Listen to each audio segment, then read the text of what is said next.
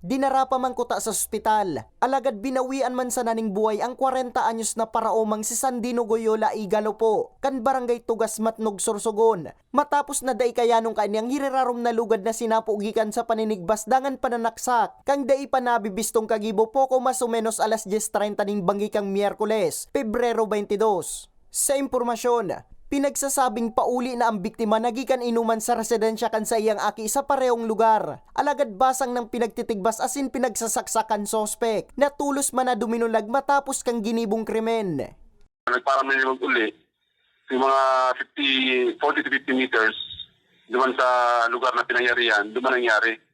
Ngayon so panaksak, parang inabangan duman sa lugar na yon. Ngayon nakabalik pa yun duman sa lugar kung saan sila nagiinuman para kuta na magagadintabang. So hanggang duman lang siya sa may pintuan, duman lang siya bigla na natumba. Tama sa manlain-lain na parte kan hawak ang sinapok ang biktima. Rason kan sa iyang pagkagadan. So nagtamo yun yung mga siguro naka-dosing saksak sa manlain na parte kan sa iyang lawas. Ako na-recover ko yung ginamit sa panaksak na itak na 6 to 12 inches. Malit lang siya, pero hindi siya yung malaking itak baga. Sa presente, blanco pa ang otoridad sa kung sisay, asin kung ano ang motibo sa krimen. Nakapatente naman ang bangkay kang biktima sa saindang residensya. Para sa mga baretang Tatak Bicol, Nomer Corporal